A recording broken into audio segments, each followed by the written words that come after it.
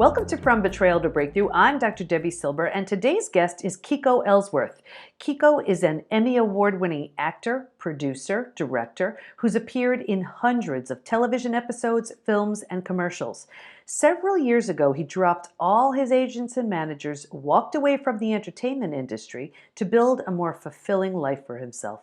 He's now a Kundalini yoga teacher, men's evolutionary life coach, teaches women self-defense, and has founded an online school called Mat University. He hosted and emceed Evolving Men of Color, a one-day virtual summit that focused on teaching men of color to be more empowered and provided them with the tools they need to be more successful in every area of life.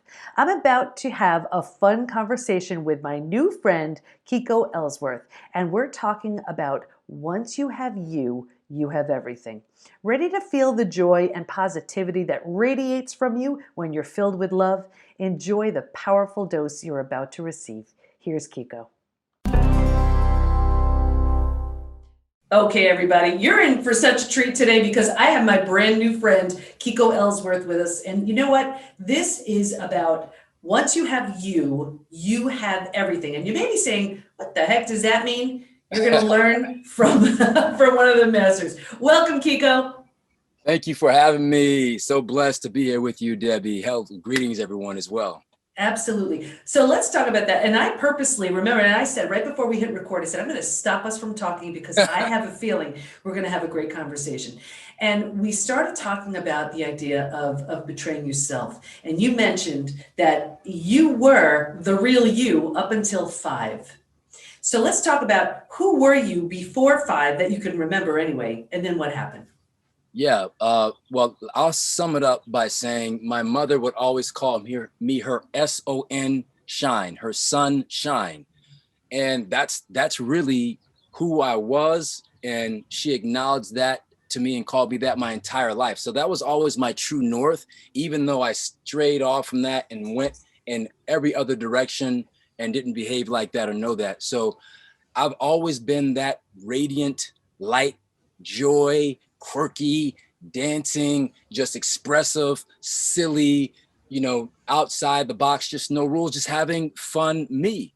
And then also being able to, access other sides of me, like if, just not always fun and silly, but also being the person that can actually access those other sides of, compassion and depth. And also, what I really love is, in a weird way, accessing deep levels of pain and being able to express that.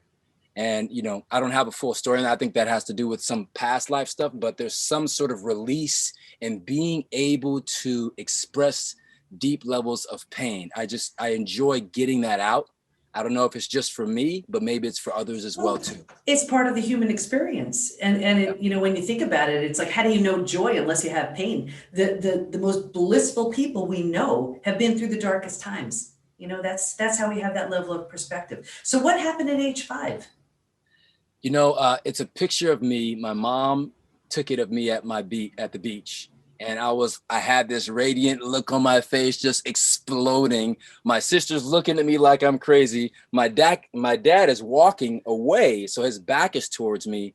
And my mom is taking the picture, so you don't see her. And that really is the story of my life. But what happened shortly after that is there was an interaction with my dad and one of his friends. And long story short, my dad, I ended up making that situation mean because what happened, that my dad didn't believe in me anymore. And, my dad and his friend, they were, street guys back in the day, and they were young in their 20s. This was, I don't know, 30, however long ago this was, many years ago. And my dad's friend, I remember his name is Cornell Norwood. He had a son called Donnie, and his son was 8 years old and I was 5 years old. And so these are two street guys, my dad and his dad, and they're like, talking crap. And so Cornell calls my dad out and he says, so Drew, what are you saying? You saying your son can whip my son's ass? And I was like, my dad said, well, no, he can't. And that's all I heard. I heard he can't. What did you make that to mean right then? It means that how that expressed in my entire life was that no matter what I accomplished, I didn't have the confidence. I didn't believe in myself. I had no self-assurity. I had no conviction. I did lots of stuff in my life, but I didn't have me. I didn't have me. And so, that was always an underlying self-sabotage feeling that I had just at, right here on my shoulder, no matter what I did and what I accomplished, where I went, it was always right there. And then, think about it, what we feed grows. So if that's the idea and that's what you're feeding, and then, and your mind always wants to prove you're right, now you're looking for confirming evidence to support it. Yeah. So you'll find all kinds of reasons and ways to confirm, that you can. Yeah. Yeah. Until I went back and actually repaired that and really just changed that situation and realized that wasn't true. My dad didn't really think that about me. That was more my dad and himself. And as I learned to separate myself and cut these sort of ties and cords and really start to operate with my own energy, then I really began to get my own self, my own power, my own swagger, my own joy, my own light, and say, oh, yes, this is me. Yeah. This is me. So and we all got that. Yeah, and I always try to get into the minds of my listeners, my viewers, and they've lived a whole bunch of life of I can. So how did it show itself for you in some of the choices that you made and some of the actions that you took? And when was the moment, or when was the realization of like, wait a second, I don't have to believe this anymore? So show us what it looked like when you were living like that, so we have a sense of, okay, he gets it because he's been there, and then that, and my listeners are relating to it, and then what did you do to change, because they want to know. Yeah, I for a big part of my life, let's talk about like the entertainment career. When I was on the TV shows and doing the films and the red carpet and the interviews and all that stuff, that was completely there. And so no matter what happened, I was all operating from this sort of shattered, egotistical self where I never felt,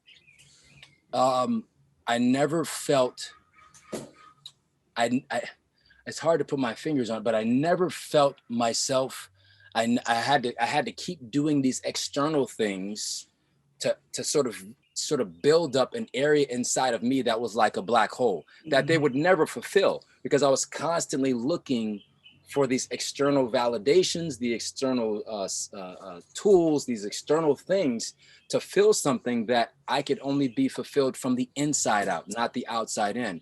So I won an Emmy Award. I did these TV shows. And then, I just turned away from it all. I said, this is not it. I met a woman who ended up being my wife. And I said, when I looked at her and I met her and got to know her, I identified that she had herself, even though I couldn't verbalize it, but she had her sense of self. There was a peace, there was a relation flow that she had with herself and self-love. And I said, she's got something that I want. I want to be around that. I want to learn, from her. I want to be around her. And also she's pretty attractive too. So I want to be, I want to be everything with her. So, right. But it's interesting because I actually ended up saying I wanted to be just friends with her because I didn't want to lose her friendship. But then that went all the way. She said, no, that ain't happening. We got married. We had a baby, which I'm glad we did. And, but she held a beautiful space for me, that birthing womb in our marriage, which I learned a lot. But on the other side, if you want to talk about showing up, I totally didn't know how to show up. I was never taught, and that's okay. But I learned a lot. Yeah, and that's so important. And there are so many people, and I'm sure in the field that you were in, it's all about the external validation, how you're viewed, what you have, what you own. But it's so fleeting. It's like, okay, it's just stuff. But if the only measure of success is external, what the heck happens if you lose that? Who are you then? Yeah. And I guess you were seeing, no matter what you have, and you had a lot of that, it wasn't doing it for you. Yeah. So, yeah. So okay, so you realize that, here you're learning from this, beautiful woman who is showing you it's an inside job. What did you start to learn? What did you see? Failure every single day. Although I knew that I was growing, I just didn't know, like, just throughout the marriage, I didn't know how to show up. I didn't know how to be empathetic. I was so disconnected. And she summed it up at one time saying that she just didn't have the combination to my heart. And she didn't. And I didn't. Yeah. And nobody did. And, that was something that I was fighting to discover myself this entire time. Like, how do I do this thing? How do I connect the dots? So long story short, we had a completion ceremony as opposed to a divorce. And at the time we were co-parenting in the same house. She had a boyfriend. She came to me one day out of the blue and said, hey, I would love your blessing to move forward and give my heart to this man that I'm seeing. And then I said, okay, yes. I dropped the stuff that was literally in my hands, what I was doing. And we had a beautiful impromptu completion ceremony. It was more beautiful than our wedding. It was like the mixture of 5 intense emotions all at once, overjoyed, excitement, scared, like all of this stuff happening all at once, victory, graduation. And that's when I got it. That's when all the light bulbs turned on for me. That's when I finally clicked. It finally clicked. It was like I was blessed, because it's like I blessed myself by genuinely just wanting to bless her and have her experience love. I wasn't thinking about myself, but I really wanted to bless her with my heart so she could move forward and give her heart to this man. I genuinely wanted that for my sister. And I got blessed in that moment. Yeah. And you know what? That's a rough thing to do. And that really shows growth.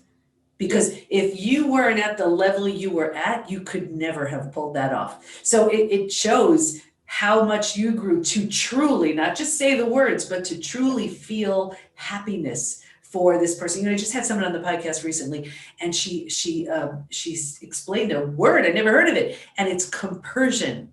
And compersion is the opposite of jealousy.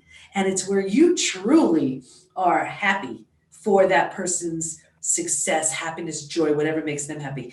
And it was a new word for me, but it sounds like you were doing a whole lot of compersion right then. And it's beautiful. That's true love. When you love someone so much that you say, you know what, I love that this is a better fit for you than what was going on here. So that, congratulations, man, that's wonderful. That's huge. I think that's one of the hugest parts of my own personal growth that allows me, that undergirds everything that I do. That's the foundation on how I'm able to move forward in just a magnificent way for me, is my love. Like, I can truly say that I don't know you, Debbie, but I love you. You're my divine sister. I love you. If you were a man, if there was, I can love everybody. Now, I don't have to have everybody in my life, and they may even be toxic. I love you, but you better keep your butt over there. Same thing. You see what I'm saying? So, and I love myself. So I'm clear about that. And that allows me to engage at a, if you will, like a divine level, for me at least. And I'm always learning. And I want to stop you there, because you could only love others if you love yourself, right? It wouldn't be, otherwise it's almost like, let me show you I love you so that you love me. But you're not coming from that place. Nah, man, nah. You're coming from a place of, I love myself. There's so much here. I got so much to give. It's so cliche, Debbie. It's so cliche. And people are probably listening and be like, oh yeah, that's right. I got to love yourself before you love someone else. And here's the thing, it's true. And loving yourself, you have to figure out what that looks like every single day, because loving yourself today is going to be very different than tomorrow. And this moment is going to be different than the next moment. Loving myself, let's just say, in this moment may look like, putting on exactly what I want to do and getting my mustache just right, wearing my stuff that I want, so I look good. So you see, that may be one thing, but then the next thing may be expressing myself and saying, hey, Debbie, you know what you did really hurt my feelings, and I don't appreciate that. I know you probably weren't, intending to do that, but this is how it affected me. This is how I took it. So can we have a conversation about that? It might look like that. And then it might look like having to take a cold shower. And then it may look like different things. So loving the self looks like different things, but it's constantly, at least for me, how I've identified it so far, it's constantly an internal game. It's an internal relation flow. What do I need in here right now? Okay, am I aligned with that? And what do I need in this moment? And the more moments that I can have in relation to self and being aware of what I need, that's what I'm calling self-love, self-awareness. So what do you say to the people? Because I know there are so many, and I see this with especially women. They feel that if they take the time for themselves, it's like self-indulgent and it's a worthiness issue and all kinds of other stuff. Yeah. But it's not. It's a self-love issue. How do you get through to them that no, this is about self-love? Yeah, because that is definitely a big one. For something like that, it always depends on definitely the person on what their conversation is with self. But I think it really goes down to establishing and identifying what that love is and how someone wants to feel about self, and relating that to, if other people and how they want to show up in the world, how they want to show up to self, because that's an old paradigm. Just like, say, for example, a man that says, okay, because I look good, I'm going to attract a woman. You see him because I look good on the outside. But it's really about him looking good on the inside is how he's going to attract the woman, right? And same with the woman. It's about being attractive to self. But that takes work. How do I keep myself arranged? How do I keep myself clean? I get up, like, say, for example, and I give lots of examples, but before, like, my daughter has basically never seen me get up. She's never gotten me up out of the bed. I've always 99.9% of the time, except maybe when she sleeps with me or something like that, she's never gotten up before me, because I know that self-care is, if I take care of myself first, then imagine this example. We go to bed and we're kind of like dirty, you know what I'm saying? We sleep, we have these dreams, we do this stuff. And if our kid gets us up, we can just get up and go, the kid is getting us up and we're waking up however we end up waking up. But we discipline ourselves, get up a certain amount of time early, get ourselves together, do our breath work, do our practice, get ourselves where we want, do our journaling, do our reading, take our time, take our tea, whatever you want to, take a walk, put your feet in the sand, in the ground, in the dirt, get yourself aligned. Is that self-indulgent? Because now I can present myself properly and be the absolute best dad that I can be for my daughter. There's no question about that. And that's what we're talking about. Either getting yourself presentable and getting yourself clean and aligned so you can actually be your shining, radiant, sunshine self, or you can not do that and try to serve with clouds over yourself, with storms. It's literally just that simple. It makes so much sense. And you know what it is? And I call it being congruent, when the thoughts, behaviors, actions are all lining up. And everything is energy. So people feel it. If it's just like an exterior kind of thing, you worked and you didn't work the inner, or you have everything is aligned, everything flows. It's almost like you ever see somebody like they're smiling, but their mouth, it's like the mouth. Oh my God. Right? I hate that. I mean, God bless, but oh my God. Right. Well, it's not like a weird Botox thing. It's like real, like something's off. It's like, yes. You know what I mean? And trust that, because there's gotta be real, baby. That sunshine has got to just shine. It's like we have to do the work. You got to figure it out. No one's going to give you the answer. The answer is going within. If someone is telling you, if whoever you go to, whether it be Debbie or someone else or Deepak or Oprah or whatever, if they're telling you to go here or go here or go here or go here, and if that person's not telling you to go here, you better go in the opposite direction, because ultimately it's always going here. You got to figure this out. You got to do the work. That's the key. And there is no shortcuts. You are a champion. You are a queen, a king, an empress. You are the light. You are divine. You are the love. You are the power. Love is the only power, and you are love. But you got to figure out the love that is you, that you are the love. Once you figure that out, you got everything. That's it. It's beautiful. You're beautiful. And then you can let it just shine. It's so true. So, and then everybody has their own recipe though, like their own, what works, like journaling or meditating or whatever. Yeah. What's your recipe? Walk us through, what is it that gets you, like, by the time you're walking out of your space?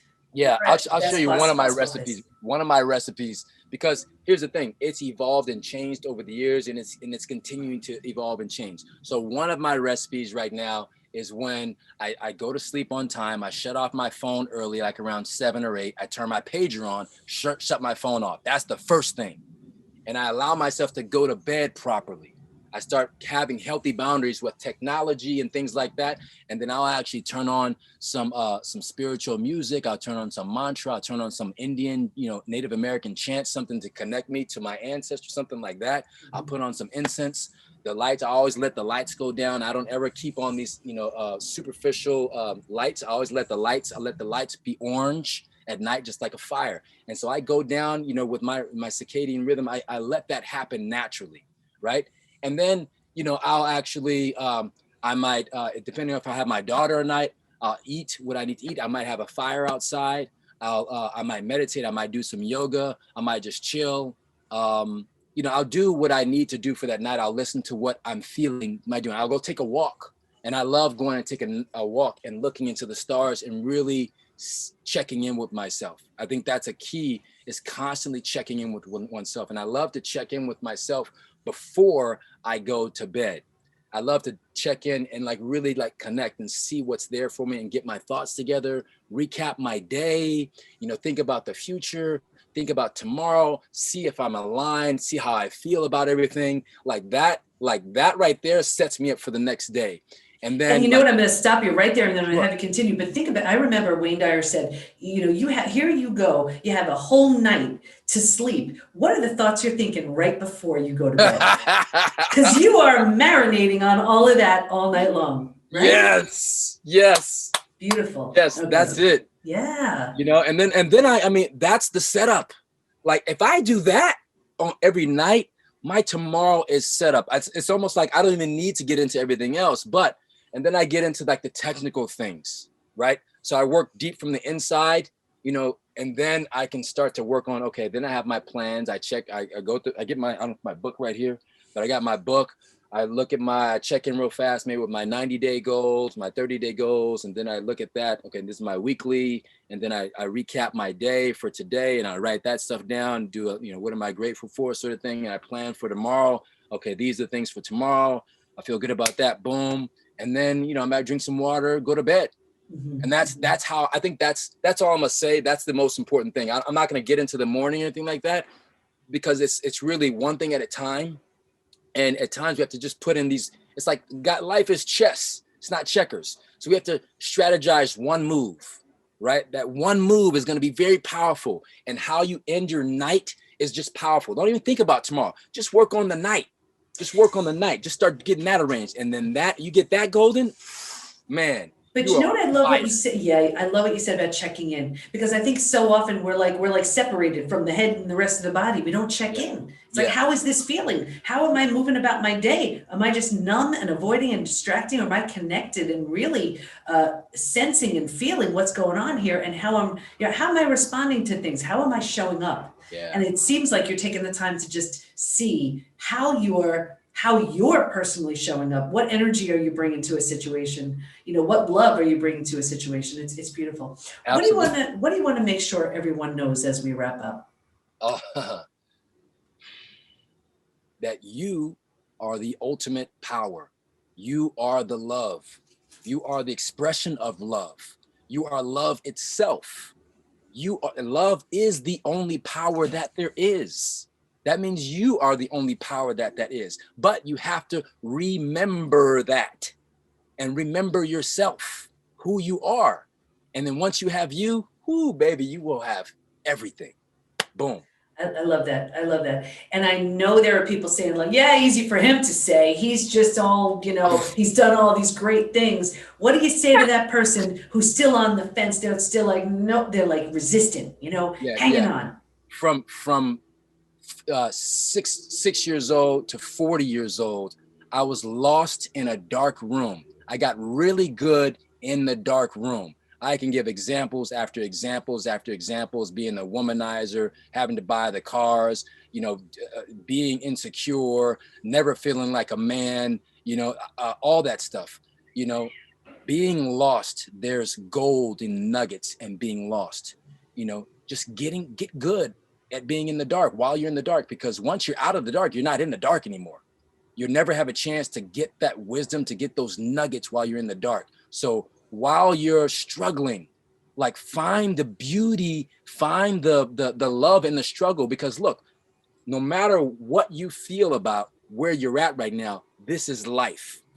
And once you can establish certain truths, then you'll start to build yourself out. Life is beautiful no matter how you feel about it. Life is amazing no matter how you or I feel about it, because life is like this. Boom. It's like the Colossus at Magic Mountain. You're going to feel great. You're going to feel bad. But if you can establish a fact, a truth, that life is amazing and that you are here for life no matter what, then you're going to be able to go with the ebbs and flows, because you said, I'm an advocate of life. Boom. I love Will Smith for that, because he speaks about that all the time, you know? So once you can establish that sort of thing, then you'll be able to weather the feelings part of it. And then that will pull you out. Things like that will start to pull you out of these feeling places. Beautiful. And it's all what makes up the fabric that becomes you. So Kiko, I love everything you shared. Where do we go to learn more about you and the great work you're up to?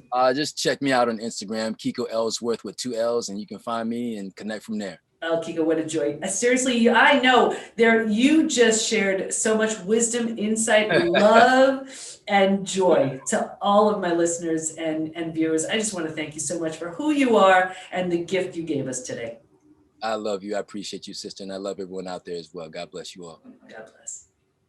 You know what I love about Kiko? He's a living, breathing example of owning your stuff, healing your wounds, and getting to the root of who we are, love.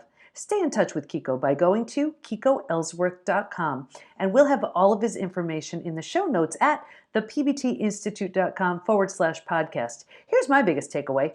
A simple word or phrase can create a belief that, left unchecked, takes you down a long, dark road until it's looked at and healed. In Kiko's experience, it was hearing his dad tell someone else that Kiko couldn't do something, and that attack to his sense of worthiness created years of searching for external validation, only to find that it's fleeting at best. It's the internal validation, the self-love, the self-care, the idea of honoring and loving ourselves.